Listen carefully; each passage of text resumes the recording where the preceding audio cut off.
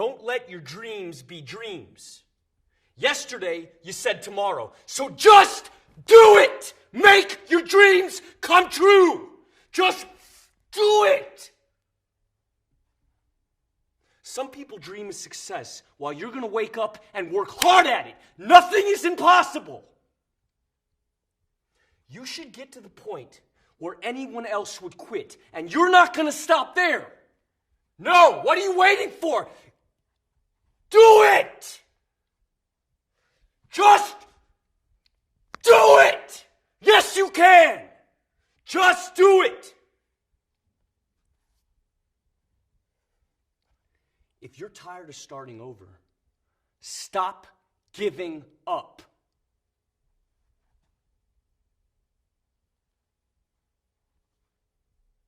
That's just a stupid boulder!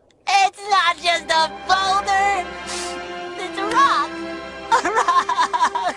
A rock! It's a big, beautiful, old rock. Oh, the pioneers used to ride these babies for miles, and it's a great What's up, guys? It's the Nightwing at Way of Life Esports coming at you guys with another League of Legends video here today. This is the C9FanCast Season 1, Episode 8. Ravioli and Zen had to take the week off, so that's why I have other people in the group who are able to come on when I asked them to, and they graciously wanted to come on and talk about our lovely region, North America. But all the regions are done. We know all the world's representatives for the 2020 World Championship. The VCS is not attending, so there's going to be 22 teams. So I just want to jump into something before we actually go into the nitty gritty. How do you guys feel about all the regions? If you watch them at all, how do you feel about the LCS, the LEC, LCK, LPL? You think that the NA teams are doomed at all, actually? It depends on what you mean by doomed. Like, I mean, I think we'll actually do better than we did last year. I think at least one team might make it out of, groups. I don't see us going much further than that, but that's still just as good as we've ever done. I mean, barring some random years where like Cloud9 in 2018 made it to the semis, but I don't know. Okay. Yeah. I think it depends really a lot on the draw, but the only team I can say for sure is not going to make it out of groups would probably be FlyQuest, but I think TSM and TL can get out possibly. That's interesting because I think FlyQuest to me might be the one team that has a good chance if they get the right, like you said, the right draw, because they're the ones that are playing with unconventional picks. They're the ones with the swing mid. They're the ones that are willing to do things that I don't think other teams are willing to do. They also have Solo. Ooh. Solo can just play a tank. I know that's. I feel I think they talked about it like a lot on broadcast and stuff about how the global meta is top lane meta right now, and it feels like whoever gets to play the top lane carries. Like if you look at the finals, Broken Blade popped off on Camille Game 5, and so that's why they ended up winning the series. I feel like that's basically how most of the teams globally are winning. That may be fair, but I would argue that the whole playoffs has been on 10-16, and 10-19 is going to be really interesting because Xayah has been buffed for the entire season. If you look at every patch that she's had in Season 10, she's been buffed. And Kai'Sa, her big counters are like Caitlyn and Ashe. Caitlyn and Ashe have been nerfed, and Senna's getting nerfed, and that really honestly puts Xayah Kai'Sa meta possibly back in, and that could swing things back to a bot lane meta. Okay. Con, how you been, man? How you been doing? I've been pretty good. I've been watching a lot of League recently. Worlds potentially going to happen. How did you feel after TL lost to TSM?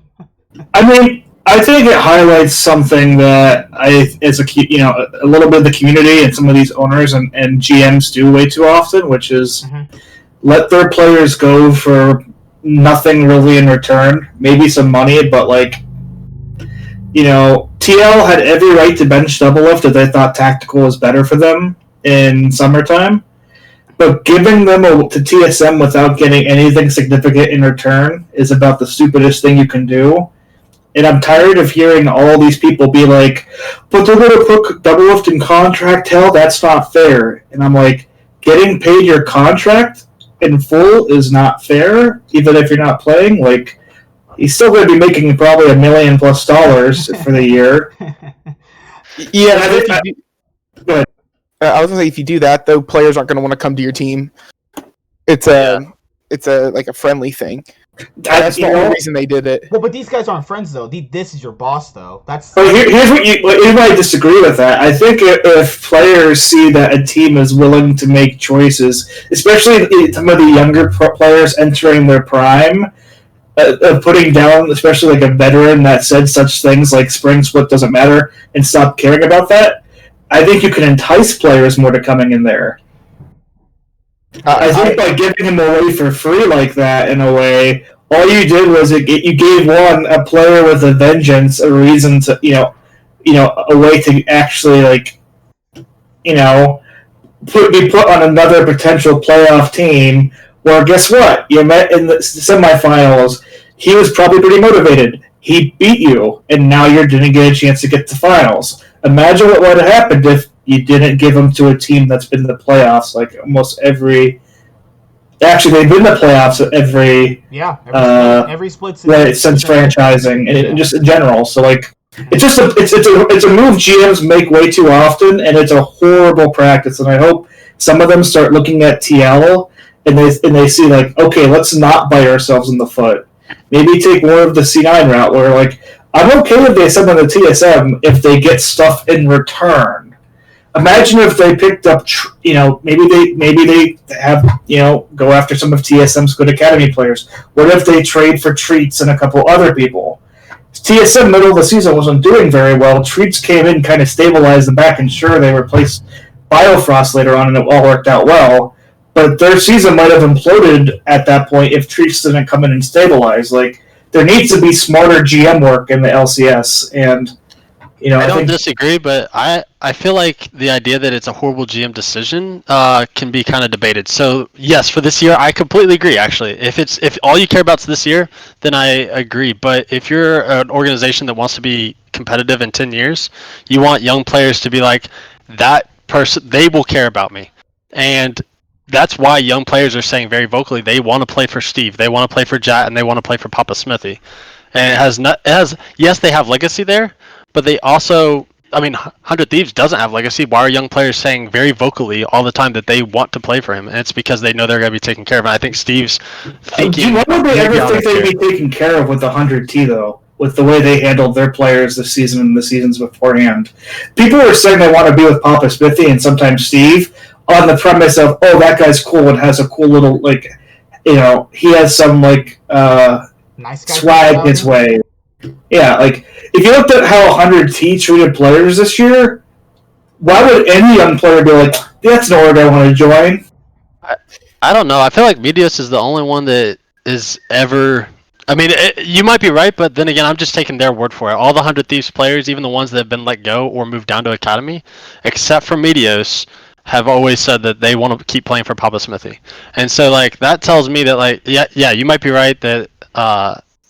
it's just hard for me to disagree with what they're saying pretty vocally, even when they're let go, even when, like you said, they're treated bad. I don't know. They're pretty vocal about their loyalty to him, and that's pretty interesting. As we got through this week, TSM beat Team Liquid in a best-of-5 series that was actually pretty... I don't know, man. TL looked like they could have won that series, though. TL had it for a good majority of the series. Then you had Game 4, where Jensen actually got the Zillion. A lot of people don't remember, Jensen brought the Zillion first, where he was doing Zillion Kindred with Blabber back in summer 2018. And then TSM brought it back. They won Game 4, and then they won Game 5 after TL went to the Baron at 23 minutes. They didn't need to. They could have taken Dragon, a more secure thing, and then prolonged the game a little bit longer because TL's composition, I still think, was better. The issue here is that when you throw out Baron that early in the game, there's pretty much no way you can come back into the series. So I want to ask you guys, how did you feel about the TSM TL series specifically? I'm curious why people... Okay, so TL ends up, banning or not banning different champs of Bjergsen, and all these other teams have, and I'm curious if that's actually the plan. I'm curious what you all think, because, TL's actually beaten this season Bjergsen on Zillion, and it's... So, there's that meme all over the internet of, oh, just ban Zillion, or why don't you just ban Zillion, Syndra, blah, blah, blah, and just list all his champs. And I'm curious if attacking Bjergsen's champ pool was really the play. I don't know.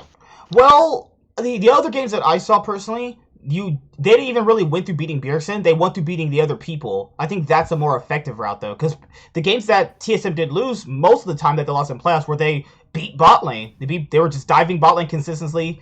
The laners of the teams that were beating Doublelift and Biofrost, or with Treats at one point, they were just winning through bot lane, or you just out jungle Spica early on, or you stabilize Broken Blade. I think that putting all this bans toward Bjergsen is really not doing anything at the end of the day. That's just me personally, you know. I agree. I go ahead. I was saying I also don't think Team Liquid kind of expected River Shin to come out in Game 4. Okay, that was out of nowhere, yeah.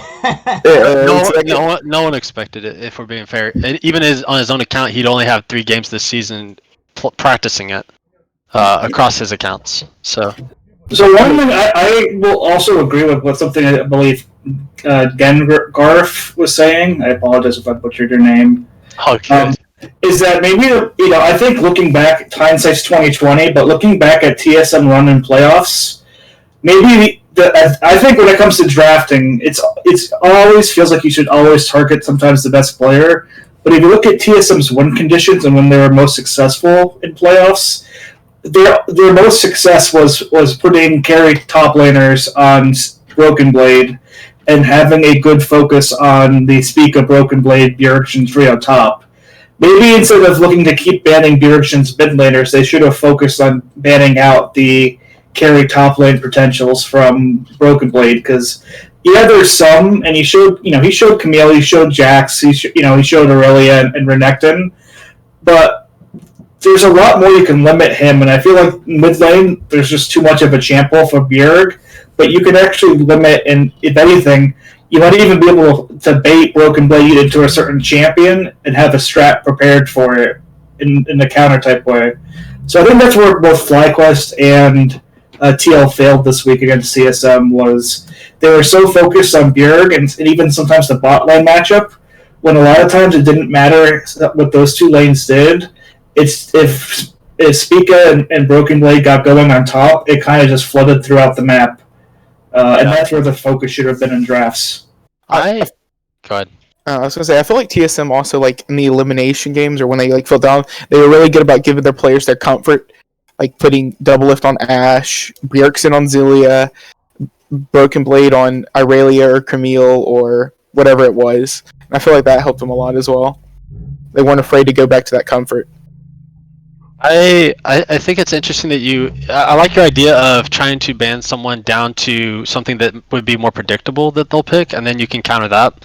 I would just be curious, like you said, TSM wants to play through top, and that means they are going to need a weak side and protective bot lane because they're not going to have as much jungle presence near there.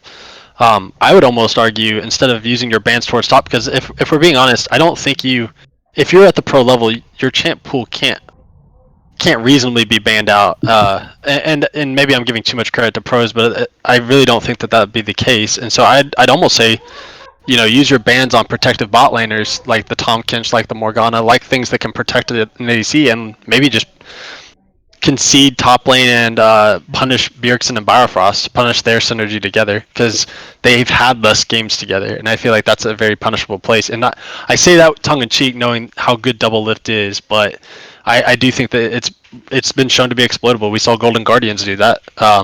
They punished the champ pool of Treats, and I think Biofrost has an equally bannable champ pool in this current meta. Well, some of the things you were saying, like the Tahm Kench and Morg, Biofrost's most success during the postseason came on the hard engage, not like helping bot lane type champions. The Rakans, the Leonas. I guess Karma was one he played more for a lane bully, but he was pretty much a Rakan one trick the whole playoff system. Whenever they played things like Morgana or Tahm Kench, or games where they actually lost in the playoffs. I'd have to go back and look at it. I'm just saying, like, if their junglers are not going to be around there, you can draft for things that can constantly dive the bot lane, and like the Twisted Fate, like Galio and things like that, things that have globals that can help you tower dive pretty easily.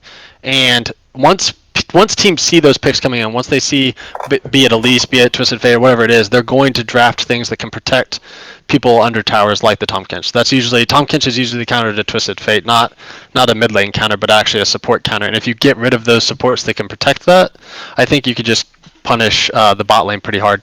I think like as a bunch of time goes by after this finals, I think people will kind of underrate Broken Blade and what he actually brought to the table. I think in team fights he actually played a lot better, and he was able to capitalize on diving the back line, getting a bunch of kills, and opening up other opportunities for his team.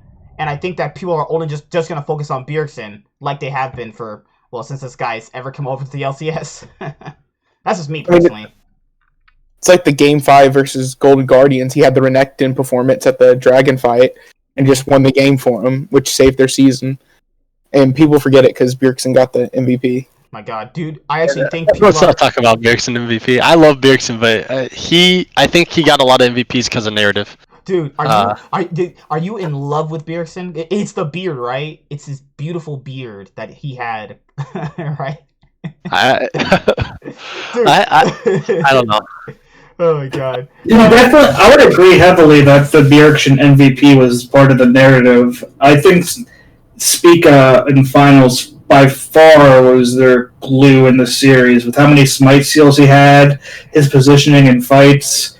He was probably the one player in the whole FlyQuest series where I'm like, he didn't have a bad game. Even the games they lost, most of them they had a chance because Spica. Yep, I agree. I think Golden Guardians series was maybe fine. You give it to Bjergsen, but you could also arguably give it to Biofrost because that was the difference, right? Before it is the same lineup minus treats now, and so to me that's the valuable part, right? MVP, most valuable, and then even Bjergsen himself said in the Team Liquid series, Double Lift should have got it, which was really interesting. On Twitter, he was commenting on a lot of people's things about. He's like, I think Double Lift should have got it, not me. And then I think we all agree maybe that Spica deserved it in the finals. I think for finals MVP, I still think Broken Blade should get it. But Spica actually, Spica was really improved. So from the first game against Golden Guardians, when playoffs started, when they faced them, I saw Spica out jungling Closer, and coming to the series, you already know that Closer's better. But then you saw him perform really well as playoffs continued. So I was like, maybe he's not as bad as I once thought. Yeah. And you know what's wild is people don't give enough credit for when you have pop-up games like he had on the Nidalee, like he had on set. Mm-hmm. It all of a sudden opens up everyone else's champ pool because Senna was being banned from Double Lift, and Double Lift gets Senna, and Bjergsen gets Zillion, Bjergsen gets Syndra. These picks don't happen if Spica doesn't outplay, and then they realize we have to ban Nidalee the rest of this series. And that happened in both the Team Liquid and the FlyQuest series. Is Spica played a champ in games 1 or 2, and then the rest of the series that champ got banned and opened up the rest of the champ pools for everyone else. And now, after TSM beating Team Liquid, they faced FlyQuest. Was there anything in that series specifically that stuck out to you guys? I actually thought they were going to get 3-0'd, but then in Game 3, they had the better composition. PoE on the Azir. PoE on the Azir pretty much carries FlyQuest to the Game 3 victory. They win Game 4. Then you come to Game 5. Game 5, I don't know. Do you guys really think in Game 5, FlyQuest had a chance to actually beat TSM or no? I need to relook at what comps there were. Hold on a sec. FlyQuest 100% should have won Game 5 against TSM. They had a very good early gank bot lane that got 2 kills for free, and you knew GP was going to get targeted top, but they should have taken a page out of Cloud9 Spring and just repeat 4-man gank bot. They went back later with a 3-man gank, and it ended up being pushed off because they saw Spica kind of in the area. But if you come down there with PoE and a gangplank ult, even if it's just Spica there, they're going to win that fight, and they could just snowball off dragons and bot lane Turks. They kind of stopped, and then TSM was able to exhibit pressure topside with Camille and TF, and at that point the game was kind of over because once TL got back up bot lane in pressure and CS, the comps were just bad for FlyQuest. Also, Broken Blade showing that he can play all these different carries does open up TSM to be a little bit more flexible when it comes to, I guess, the 2020 World Championship, because people are saying that our top laners, Broken Blade, Solo, and Impact, are going to get monstrously destroyed because obviously they're mostly known for being weak side players right now. But Broken Blade, him showing that he can play these carries does give them a little bit more flexibility, but the problem with that is that they're going to play best of ones, and adapting is going to be super hard from day to day. So, oof, man. Did y'all think the power break had any effect on the series? I think they should have just stopped it, honestly. At that point, that's I don't know, because even Wild Turtle online was very adamant with people who were saying that it had a difference. He was like, honestly, no. And yes, that could be just him trying to like save face. Put out some fires and save face, but like it could also just be him being pretty genuine, and it's hard for me to just like assume that he's being disingenuous when he never has been in his career. And so if he's saying that, it's hard for me to just be like, no, I think that it did. I don't know. I think if anything, it helped FlyQuest, the power break, to be honest, because I thought TSM had a lot of momentum, especially once they showed like the tower dive that happened right before it. They were snowballing that game, and then it kind of killed all the momentum they had. So I think it helped FlyQuest more than anything. That's the problem. I think it really had about no effect because the rest of that game went pretty easily towards TSM, which you would think, a FlyQuest, if they had to, they're down 2-0 now after having to move Turtle. Like, if there's ever a point where it's like you just let that beat you, it would be then. But they came back and they played two really solid games. And I don't think, it was necessarily just like TSM playing bad. I think FlyQuest changed up their strategy and. And then TSM put Broken Blade on Jace, which is really weird.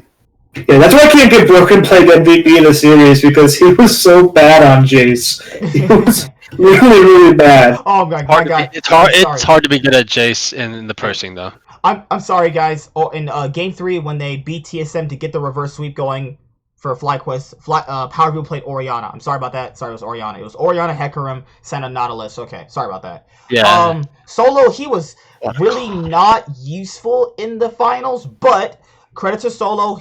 If you wanted to like rank him, he was probably fourth, fifth best top laner, pretty much throughout the split going into playoffs. I think that's not that bad. I don't think he's strong, but he's not weak either, so that's not a bad thing, though. I saw a meme, and it was like Solo's screen, and just everyone gave him tilt-proof honors at the end of the game, and I think that's pretty accurate for his whole season. Oh my god. It's like literally permacamp Solo. It's like the direst treatment. No, it was pretty bad. Good god. I want to say he was 0-3 in Game 5? He was also, or 0-4? He was also 0-4 in Game 3. Yeah, you're right. Good god. Good god. Jeez. Man. They just would not let this guy play League of Legends. But the issue with FlyQuest, and the problem I have with them, is that if Power of Evil and Ignar don't do anything, then it's kind of really hard for them to gain any momentum. Yeah, Santorin does do it, but it's not super. It's not that it's not consistent. It's more or less so he plays off their aggression. He's not exactly an aggressive jungler himself. It's just like Ignar has such a big impact in their early game. Seeing them at Worlds, it's gonna be really hard to root for them. Not gonna lie, But do you guys think that FlyQuest have any strengths about them right now that are gonna be any pluses? Because I'm seeing a bunch of glaring weaknesses in all three teams, but FlyQuest have like big ones, I think Power of Evil, like in his experience, him and Ignar's experience on international stage, I think Power of Evil is playing really, really well at the moment as well. That's crazy. We are sending 3 strong mid laners, Jensen, Bjergsen, and Power of Evil. They're all actually playing really well, though.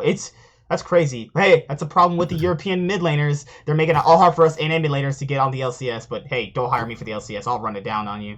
But if I'm going to be honest, I think a positive spin on FlyQuest is that they have players that when they get ahead in games and they're able to be aggressive early, and make smart plays early, they're very good at taking leads and closing out games against any levels of opponents. So I can see them being able to take a few games or 2 or 3 games off at Worlds. If they're able to build up a lead, they're very good at closing down a lead and not making too many mistakes from that point. Is it Is it extreme to say they're like a 2019 Team Liquid? Is that too far, or because it kind of feels that way to me? I was gonna say, freak. With a better mid laner, maybe. They seem like they're a version of an older version of Cloud9 back in like 2017 summer. That's what it feels like to me. You have a pretty stable team with a playmaking support, strong mid laner, weak side top laner, a supportive jungler. That's kind of what they feel like to me. But hey, you know. That's pretty much it for the LCS. Team Liquid go to the play-in stage. The group draw show is in 6 days, so you guys will see my reaction to that. Man, are you guys? Oh my goodness! Imagine FlyQuest gets grouped with JDG and Damwon. Oh my god! Oh my god! Well, FlyQuest is second, and JD's also. Well, aren't they second? So it'll be like maybe they get a group of like Damwon. No, they can get that group because the LCS second seed is in Pool 3, where JDG is in Pool 2. Oof, man. It's going to be rough out here with the EU teams. I mean, the EU teams aren't as strong as everybody's making them out to be. And I like Correct. G2. I like G2. I love G2. Just much as I like C9. But without G2, EU would look really, really weak. Because as we're going to pivot towards the LEC, if you guys did watch it, G2 took down Fnatic again and again and again. You guys know the story. They just beat them all the time. Now, Fnatic did beat them the previous week, but most people knew that G2 should have won that series. Caps getting soloed by Nemesis also through the series, and Nemesis doing it twice was like, what the fuck? Fnatic won the hard, grueling best-of-5, and this week, to be fair, the 3-0 was different from the 3-0 in Spring, because the 3-0 in Spring was just a stomp. This was not a stomp in this specific series, up until maybe you could say Game 3, but most of the series was pretty even, but Bwipo using the Zillion ultimate on himself, mistiming that. I mean, I don't know. European teams don't seem that strong to me. Like, Mad Lions are pretty decently okay. Rogue is okay. Fnatic, if they start tilting, they just completely just don't even know what to do. They don't even know how to function properly after they start losing. With you, I actually think Fnatic's beatable. I think Mad Lions is really beatable, honestly. I feel like they've been in a kind of slide for most of this into this split. Not on the level of Cloud9 slide, but still a slide nonetheless. And I think they're beatable. But I think Rogue and G2 are gonna be tough. I think like Rogue is a better version of Team Liquid in terms of how stable and consistent they are, and I think G2's incredibly unpredictable. I don't think they've shown half their picks that they can play. I told people, man, literally, if Rogue lose to Fnatic in that first round, then EU's first seed isn't shit. Because Fnatic played like absolute dog shit in this split. How Rogue even lost to them is beyond me. Like, that's crazy. And then they almost beat G2, but they pretty much hard griefed Game 5. Finn almost got Flamed Horizon on his Aatrox. Then you also had fucking Hansama picking Draven. And I was like, they're not getting ahead on the Draven pick in Game 5. I guess you give him comfort in Game 5. Obviously, you want to make him feel good, so he plays up to his standard. He's one of the star players of the team. But Larson and Inspired, I still think they're strong players. It's just that when I look at Rogue, I look at a bunch of players who want to play the game differently, and they're not exactly playing in sync. G2 are in sync, but some games it feels kind of wonky.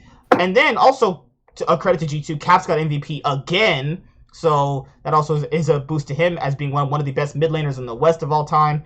Fnatic are really dependent on what happens. Bwipo and Hilly running it down. I mean, Selfmade's really strong.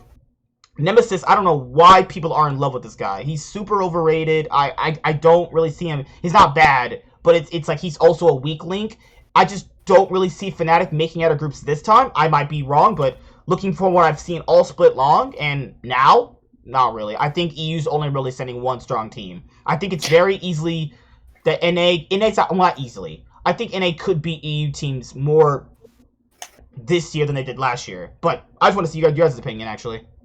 I think it's gonna be interesting to see how because all of the teams are about to get better scrims, better solo queue, and I think Fnatic, the reason they were doing super well is because Selfmade has been absolutely insane this past month in playoffs, and so I think because the way Fnatic like their members, I think they could actually do pretty well.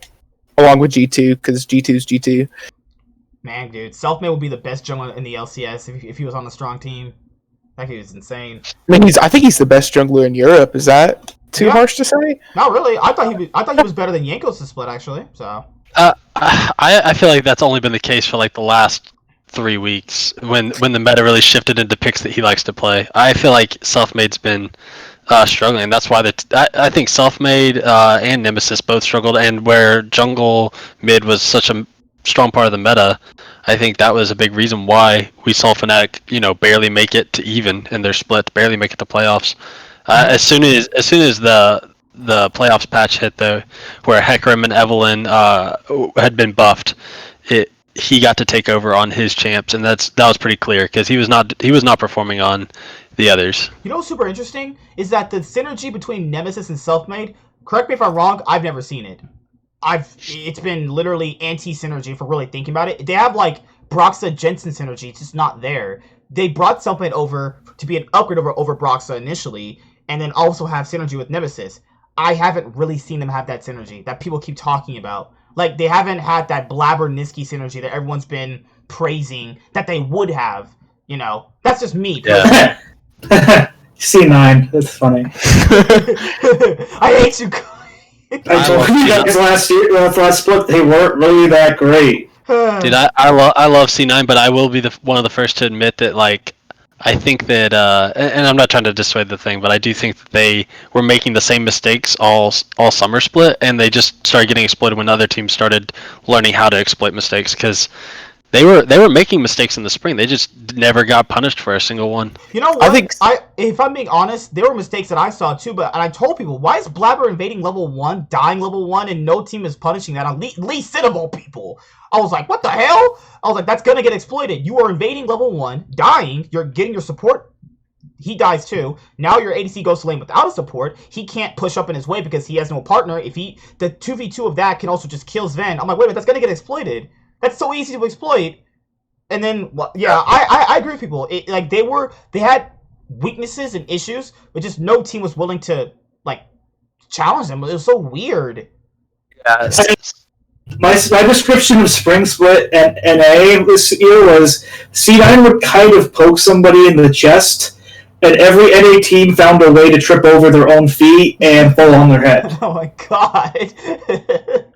I mean, I feel like C9 really needed MSI. They would have got their butts blasted at MSI. They would have been lucky to make it out of groups. Were you watching a lot of matches in the spring? I did. And I told everybody in the spring, these guys aren't that great. Once teams stop being stupid, they're going to lose hard. I don't know. Teams stopped being stupid, and they lost hard. Every foreign team was saying that C9 was probably going to either make finals of MSI, maybe not win it, but probably make it. Like, all the other teams were giving respect. I think a lot of teams were actually not doing super great this spring. Like, that's why we're not seeing a lot of back-to-back, spring and summer split champs. Given MSI, there's so few teams there. I mean, it's possible they make top 4. I mean, that's not too of a stretch to say because there's less teams going. But if I'm talking about beating JDG, beating teams like G2, beating teams like who beat the champion? T1. Oof, man. Because people would say, well, why can't they beat JDG? Well, did you watch LPL? Did you know how strong JDG were? What? I feel like if they went there, they would have gotten exposed and they would have changed enough to come back to NA and been so much better in NA. That's possible. I do think that NA. I love our region, but if I'm being fair, like we're all saying, when we make mistakes, when we don't get punished for it, we think that that's the right way to play. Because it's like that results-based analysis. Things are going well. Oh, we must be doing things right. And I think I can agree with that. Had C9 been punished, I just don't agree with the idea that they would have been punished at MSI. Here's the idea of you guys saying if they were punished at MSI, they would have changed this bullshit. They got punished for the whole second half of LCS, and they didn't change. But what makes you think they're going to change if going 3-6 in the summer split of LCS wasn't going to change anything? I think because they would have seen how they would have learned this in May versus in July when they learned it 1 and 2. I think it's a whole lot different seeing. They were still trapped in playoffs after losing every game with them. They're not changing anything, guys. Like they've had like 20 games to change and they haven't done it. If you listen to 100 thieves and you don't change, what makes you think they're going to think about changing if they lost to G2? They'll just say, well, G2 is just a really good team, but we know what we do is going to work well in NA. I don't know. I don't know. I mean, We're getting off. No. I'm sorry for getting us onto C9. No, that's I fine. love C9. That's fine. my bad. That's fine. I'm a C9 G2 fan. I like both teams, you know. But C9's like that one girl that I can always be with. She's my wife, you know. But G2's like that side chick that will do anything I want. You know what I mean? I'm just kidding. But, I mean, so bad. But no, I mean, I don't know, because the only thing that makes me realize C9 had a possibility to change was, I guess, their scrim environment, but that's debated because we don't know how those things go. Because, you know how they said they weren't getting scrims because teams would end scrims for them, and then obviously certain teams wouldn't even scrim against them. That's the only thing I could say maybe they had a chance, but the whole MSI thing was going to being top 4. The issue here is there's less teams at MSI, so there's a chance they could have made top 4, but winning MSI, I don't know. I don't know about that. They would have made top 4 because the other two teams would have been the PCS and the VCS, and Yeah. they would have beat. The VCS would have beat C9 in No, spring. they would not. That's how bad Okay. NA was in spring. But Okay. I think one thing that hurt C9 is everyone made changes from spring to summer because of Cloud9. I don't think Like, Blabber's team- that good, though. I really don't think Blabber's that good. People are just in love with him. Why are people in love with Blabber? He's not. Because he's aggressive and he's NA. If Cloud9 had closer, they would be so much better. Correct. I just don't understand why are people in love with some of these players? Like, it's the same thing the Fnatic fans go through. Why are you in love with the player when there's always an upgrade? Someone's like, well, this works in synergy and chemistry and all this fucking bullshit you can't even know, right? Well, that's cool. If you get a better player and you work on chemistry, now you have a better player and you have chemistry. So why would you settle? It's like, why would you settle for less then? If we know at this point, Fnatic or Cloud9 should have did this. I was really disappointed they didn't change anything, but does anybody really think your Fnatic are not going to make any changes whatsoever? That'd be stupid if they didn't. Because, Fnatic. or I think Cloud9 should have made changes too, but they didn't. Because, spoiler, guys, if you guys didn't hear about this in right now, Cloud9 is keeping their entire roster. I think that's kind of a mistake, but you know, I guess I'll take it. You know, I don't think it's that bad. Because I think they can change after spring. I think an upgrade in the jungle position, or maybe upgrading Niski would not be a bad thing, man. I think Niski's they need a top tier mid laner. I He's not worth an import slot. I don't think he's bad, but the issue with Niski is he's not. It's the same thing Doinby got exploited for.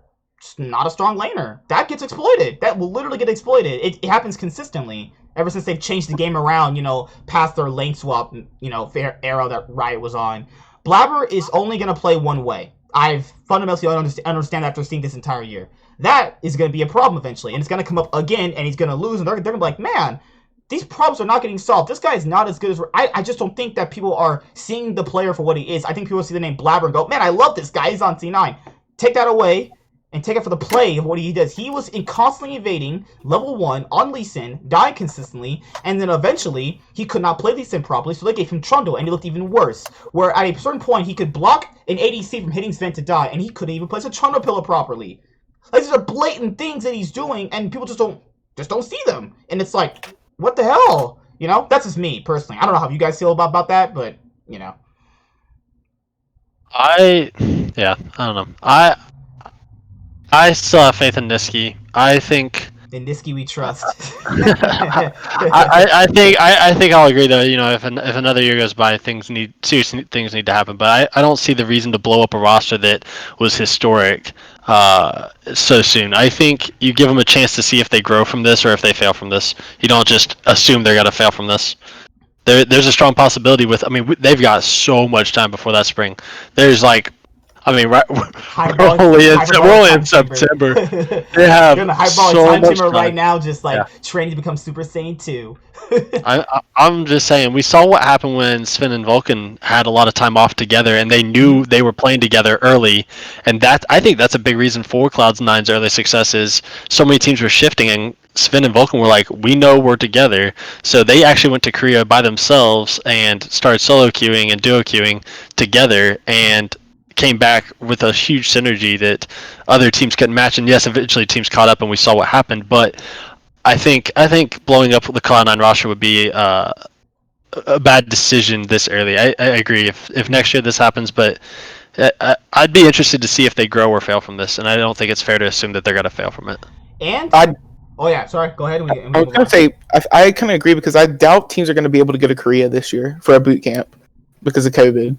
So everyone's gonna be stuck in NA again, and we saw how that worked out in spring. Being stuck in an A sounds so bad. I mean, for boot camp and solo queue purposes. Oh my god, could you imagine like teams coming from like LPO to boot camp here for our solo queue experience? They need to have their mental. I think C9 shouldn't change anything, so to say. I mean, I think I was on Hotline League the week they lost to TSM, and I went in and I told that week it was like Meteos with Travis and Mark. I said, I think TSM's going to win that series 3-1. And I think a lot of it is because C9 got away from the thing that gave them success, which was dive bot lane, dive bot lane, dive bot lane. Oh, hey, guess what? We have TPs up. Let's just go dive bot lane. And like the whole drafting situation of Sven keeps picking Ezreal. Like, I think after this season, Jack's going to go to Reaper, and he's going to be like, he's going to tell Reaper and the players, hey, you guys need to let Reaper choose you your champs, and you have to play them. We're not going to let you guys keep picking your comfort picks when they're not meta, and they're not good in the meta right now. And I think that's what C9 struggled near the end of the year is like Licorice, Bladder, and Sven were all only picking their comfort picks instead of actual meta champions. Do we know for sure that that's because they were overriding Reaper? I haven't seen that anywhere. Was Reaper choosing their comfort, or were they choosing their comfort? I don't know. I haven't watched that recent video they put out. I was gonna do that in a solo video where I was gonna react to why this season went so bad, but I was gonna ask you guys this too. Do you guys think at some point C9 should move on from Reaper or move him into a different position? I don't think they should move him to a different position, but I think it would be helpful to get like an analyst or an assistant coach that he didn't pick, like an outside opinion. Yeah, okay. Like Youngbuck? Oh my god, if C9 had Youngbuck. Whew. If C9 had Youngbuck, they'd come in 7th. What? I'm kidding. I'm kidding. Oh god. Alright, so the LCK is over. GenG, my boy Ruler, is going to be back at Worlds. T1 is not making Worlds again. That's crazy. They've missed the 2013, they missed the 2014 World Championship. 2014, 2018, and now. And now, crazy. That is crazy. So Faker, T1 can't fight G2 in a rematch. Man, damn. God damn. But yeah, GenG beat T1 last night 3-0. T1 changed up their whole roster the day before. I was like, all right, if that's not a big red flag, if that's not a red flag, I don't know what is. And then they lost 3-0. So did you guys watch the series at all? Yeah, I think changing up the roster was the right move based on all the drama that was happening, and it showed against Afrika. Like, the previous roster got whooped by Afrika, and this roster whooped Afrika. So, like, it's clear that it was an upgrade. I do think the moment probably got to Gimme. Usually, I mean, it was his literally second day ever playing on the pro scene, and yes, he's at the top of Korean solo queue, so he deserves to be where he is. But like, it was pretty clear that some of that, that pressure probably got to him in those games. Honestly, though, is the most surprising thing was just how the games were lost. Because like SKT were in good positions in those games. Like there weren't times where you're just like, this is over. Like some people have said online that they were stomps, but it's like, did you watch the game? Did you look at the goal leads? Like I don't know. Like they weren't stomps. But I don't know. It was definitely interesting. Because all three games were competitive. The issue here is, do you think that the GenG comps were just stronger? Because the GenG comps to me were just stronger later on.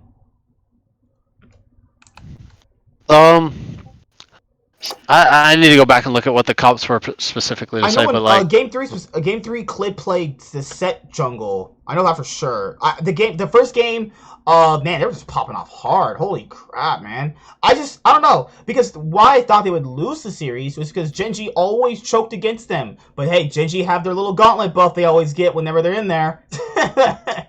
Oh my god! But see, I don't like this right now because what's his name? Gumayashi? That's his name, right? Gumashi? something like that. So Yeah.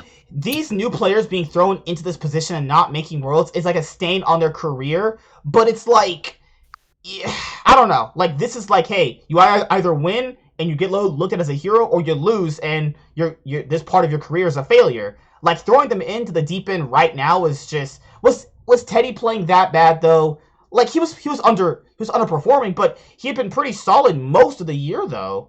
From what I would watch, it was less about Teddy and more about the synergy between Teddy, Cuz, and Closer. So there's drama that we don't know behind the scenes, and everyone's speculating because T1's not saying. But it seems to be that Teddy and Cuz were for Closer being the starter instead of Faker, and that created a lot of internal stuff. And again, this fans have to speculate because T1 refuses to tell us what's going on behind the scenes. But it seems clear that that might be the case, considering the fact that they literally were just like, our season is on the line and we're gonna literally get rid of the people who've started all year. That tells me that like it really was something that serious where players were infighting like that.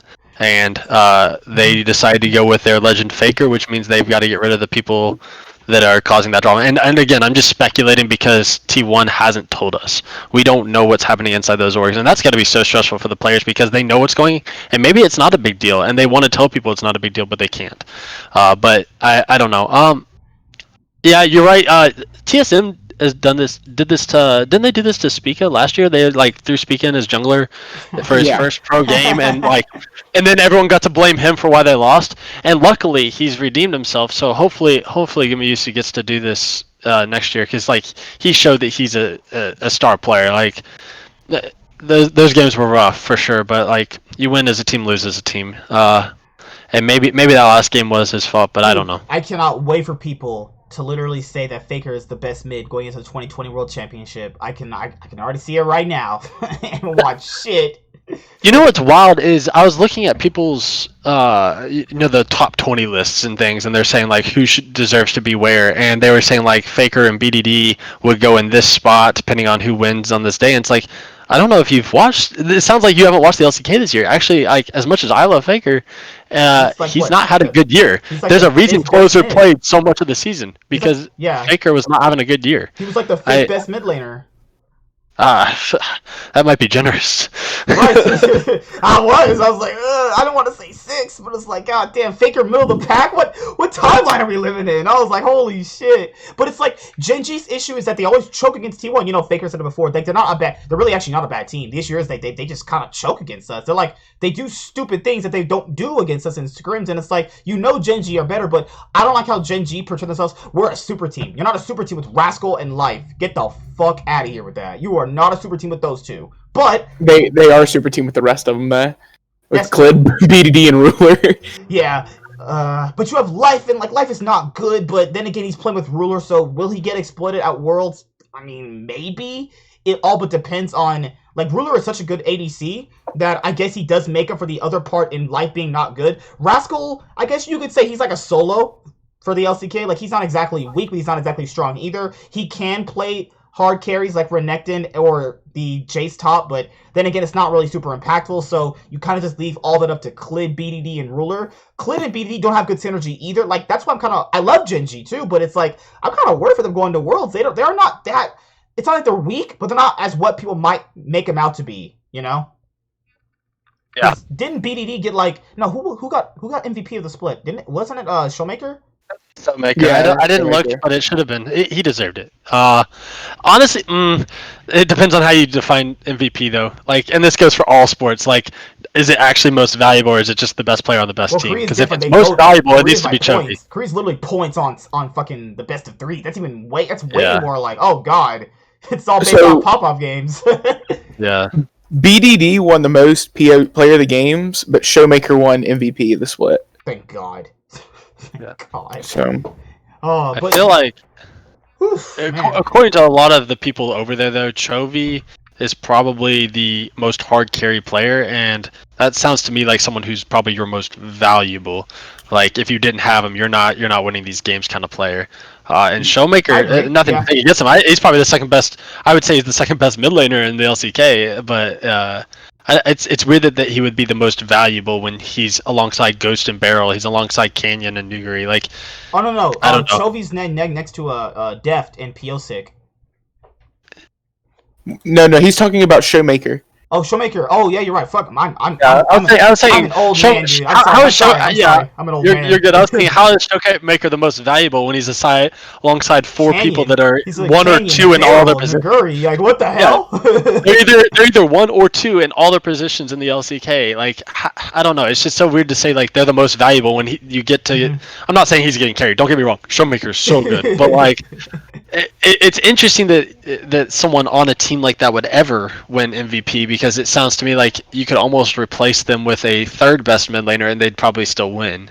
Because and like with Chovy, he has to play with what's his name, Yosik and Doran. Their top side is, oh my god, like it's hard to say even Dragon X. Dragon X probably won't do bad at Worlds, but they would do worse against stronger teams based off their top side. Oh my god, them versus JDG. God bless their souls. Oh my days. They shouldn't be in the same thing, should they? Korea. No, TC, they shouldn't. But I'm just Yeah. no, they won't. But I'm just saying, if they played like in a best of 5 or something. TSM versus Dragon X semifinals. Let's go. Bjergsen versus Chovy. Bjergsen versus Chovy gets like ran down. Oh my god. Like, why Bjergsen? Why did you carry TSM? He's facing Chovy. What did you want him to do? That's like me facing Michael Jordan in a basketball game. I'm probably gonna lose. You know. It's cool to see Depth at Worlds again, but Dragon X is, they're like Team Liquid. They play slow and they capitalize on mistakes. That's kind of all they really do. Unless Chovy carries them, that's what they do. But they're always their insurance card is late game. That's their thing. So yeah. But Zero disagreements. but overall, do we cover everything? Yeah, the LPL teams are strong. NA chances at Worlds. Yikes. Let's talk about this though. I don't know. Everyone seems so sure. Like anywhere you look, Europe's 4 seeds getting out of plans and China's 4 seeds getting out of plans. And like, sure, fine, I get it. I get the argument, but I don't get why that's a given when even people from their own region are saying like, I don't know, they're kind of beatable, and we've seen play-in teams do crazier things than beat people like that. Like we've seen play-in teams. We saw J Team. It wasn't even they weren't really a play-in team, but they were still like a nobody team. Take a game off FPX that ended up being the world champion. Like, wasn't that the game where LWX ran it down on Kaisa? No, that was when LWX. Yes, he ran it down on Kaisa bad. I mean, even low-key esports from last year took a game off Damwon. That was crazy, actually. I mean, Clutch went into that 3-way tiebreaker with UOL and Mammoth. Clutch, what a joke. Well, UOL's good, but like we've got returns of these teams though. I don't know. I'm just it's so interesting, and I feel bad for those regions to get discounted before they've ever started. When I know, and we all know as viewers, they are getting better every year, and it's interesting that. People who no one's watching Oceania, no one's watching Turkey. They're probably going back and watching the VODs right before Worlds. I hate to say it, but I've sadly watched that region. Good God, like if you ever Oaks is bad. Have you ever felt a feeling of eating Arby's meat and wanting to throw yourself in front of a bus? That's like watching Oceania. Don't think just because FBI and Closure look good now that Oceania is good. Just remember, Ioma is the one that was there the closest time. That's fair. I probably shouldn't have said their name. I was just listing some of the other regions. But like we've got Supermassive coming back that have Cacao, who has been back at Worlds a lot. We've got. I don't think Cacao's been at Worlds since like 2015. Yeah, you're right. Yeah, he was on IG with Rookie. That's good. That IG team that you in that C9 group where C9 won. Oh, what an awful Worlds! Man! I have European fans saying, "Oh yeah, we always get easy. Like we always get hard groups." No, you don't. EU always gets easy groups. There's been like a few times where they don't. Okay. That Spice group last year. Oh my god! Like last year was like the hardest group I've ever gotten with Fnatic, RNG, and SKT. Outside of that, EU has consistently gotten easy groups. I don't want to hear shit from them. But I think also why they seem kind of a little bit easier is because they're also they're considered one of the better teams in their group.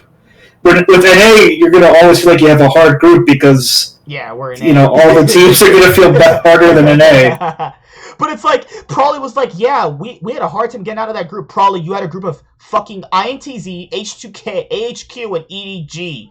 And people say the EDG team are really strong. True, they were really strong in the LPL in 2016. That was not the way they played in that World Championship.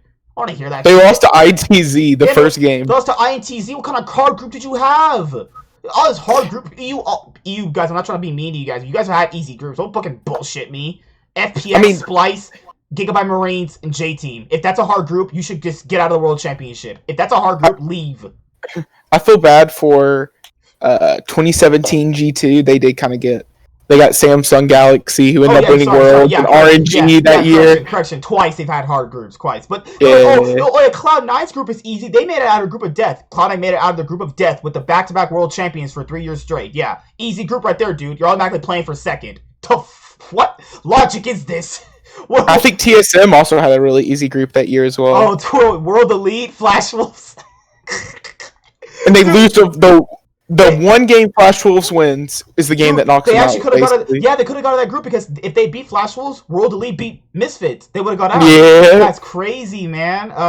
But that's pretty much it. I mean, I hope NA does well. NA does well. But I want to announce to you guys, if you guys want to be on next week's podcast, we are doing our World's top 20 players. And then before World start, we'll do our top teams for the World Championships. If you guys want to be on next week, prepare your top 20 players.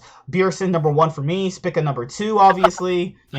Double Lift, probably number 5, somewhere in there. He's better than Canyon, That's how I see it. But if you guys want to be on, there you go. Anything else you guys want to say before we close out? Did I forget anything? All the news is caught up? You forgot CLG, but everyone forgets CLG. Do they even count? I think we might have signed a Fortnite player.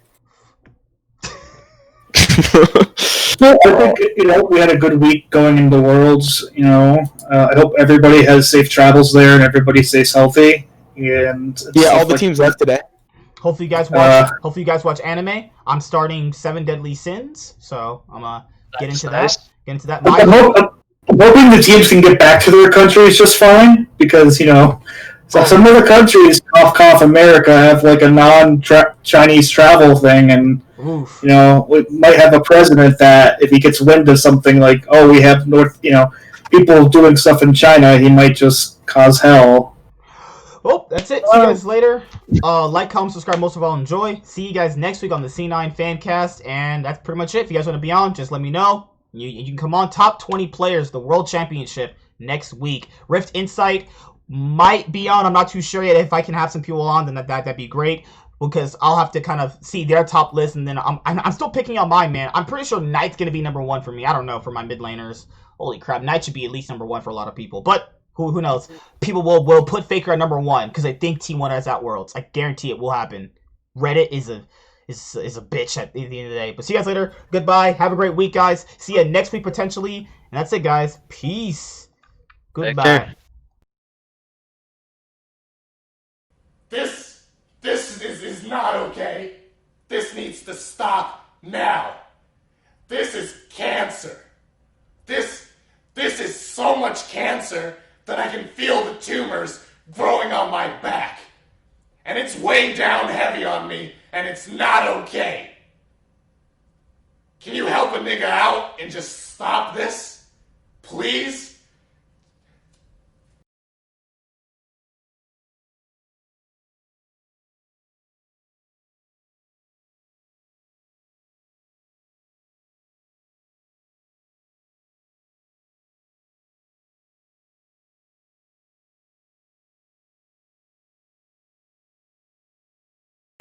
Hi there guys, be sure to like and subscribe to the channel for more stuff. Yeah, thank you.